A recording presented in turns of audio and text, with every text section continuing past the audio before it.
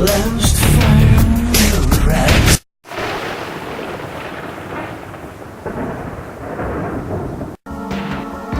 The last fire will rise behind those eyes.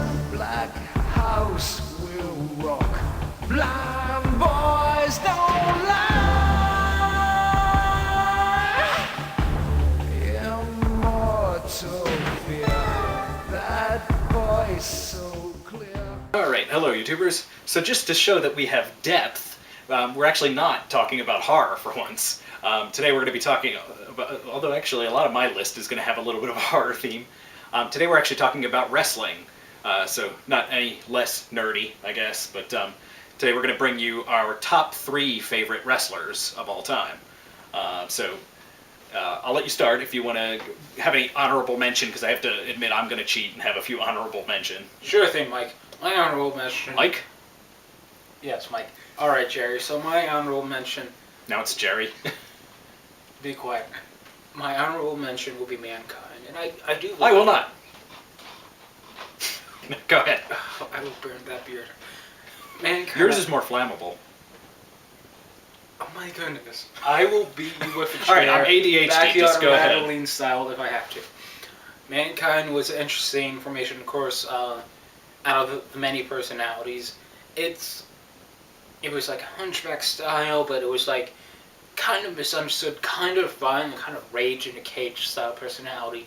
And it was a bit mysterious, but I enjoyed it. Anyway, my top 3, in no particular order. Sheamus. When the scene came on, and it's like, we need an Irish wrestler.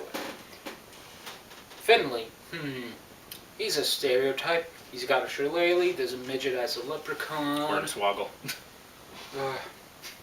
I hated that gimmick. And he looked like he would be good to just brawl and have different personality.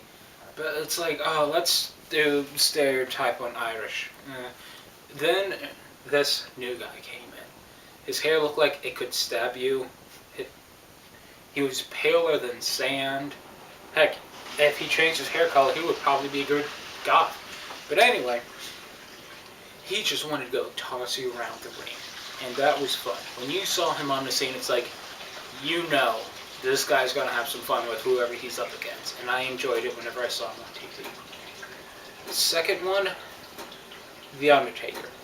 This was very influential for me. Yes, it was a gimmick, and yes, at this point, knowing the career, they keep taking him back for WrestleMania every year, and it's the same gimmick. Will he, won't he, end up his matches? But every time he's on, either it's rising from the dead phase, or if it's that cool biker phase that I actually enjoyed, where he rides in on a motorcycle or whatnot. He has a presence, an essence to him. Like, this is a guy you do not want to mess with. I remember when John Cena was his cocky guy, and he was like, I'm going to challenge Undertaker. And you was like, oh my goodness, he's going to take this wigger to the curb. And boom! Every time you see him, you just root for him. No matter the story, no matter the opponent. It could be Rey Mysterio, Big Show. It could be Vince McMahon. It could be some guy in a wheelchair. You will cheer for Undertaker. He has that presence. Speaking of presence, number 1, Stone Cold Steve Austin. When I grew up on Raw is War. And Backyard Wrestling, that was on Stone Cold alone. From his stoners, his attitudes, his horrible singing, but enjoyable, to his giant F you to Vince McMahon, just to all around, he will come in, kick some ass, drink some beer, kick some more ass, and he'll have drink some more beer. And that's my top 3. Thank you, Susan. If I'm Michael and Jim, you can be Susan. Alright, so to bring you my top 3, now of course first I've got to start off with my honorable mention, which is going to kind of spoil part of my list, but just because I kind of couldn't distinguish the two, they're very similar and different in ways. But my honorable mention goes to Kane, just because I wanted to put him on the list, but I had to keep it to 3. Kane's always been a favorite of mine. So my top 3 in, I guess, no specific order, but we'll start with Raven. And the reason for that, Raven kind of hit as a character for me at exactly the right time, because exactly when ECW was popular, I was in high school, the whole angsty teen kind of thing, and me being the obviously, the outcast of school, you know.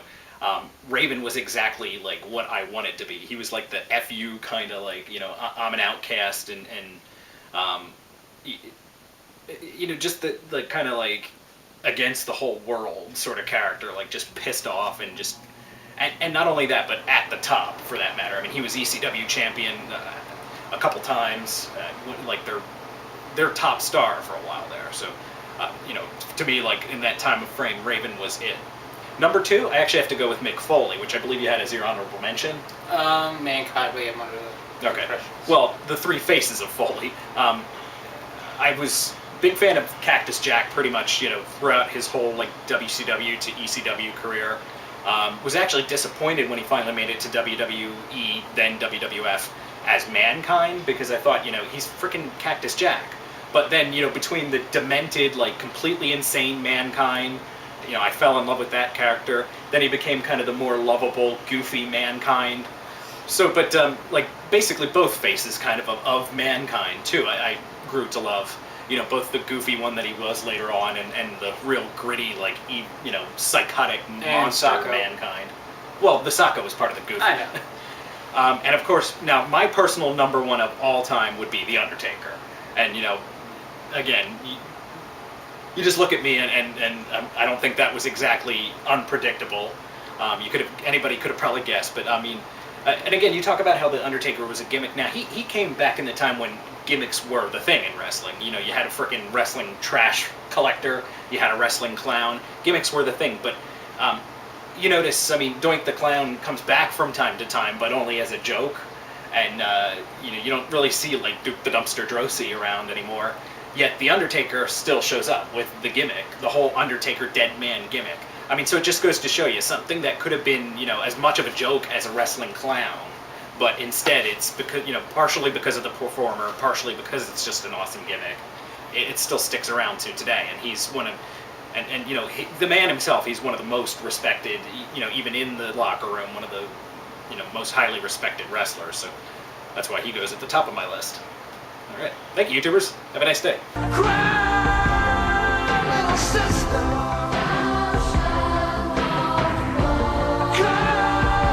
Come to your brother. Yeah.